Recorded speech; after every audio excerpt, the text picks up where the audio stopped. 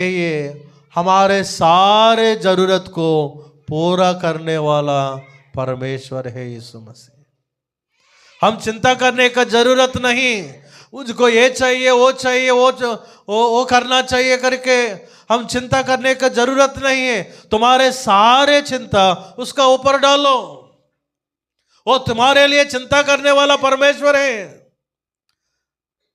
रोहित भाई ने गाना गाया ना, करता हूं मैं तेरी चिंता तू क्यों चिंता करता है, करता हूं मैं तेरी चिंता तू क्यों चिंता करता है, నేను మీకోసం ఆలోచిస్తున్నా మీరెందుకు ఆలోచిస్తారు. దేవునికి స్తోత్రం, హల్లెలూయా. నేను మీకోసం ఆలోచన చేస్తున్నాను. నీకేది కావాలో, నీకేది అవసరమో, నీకేది చెయ్యాలో అది నాకు తెలుసు.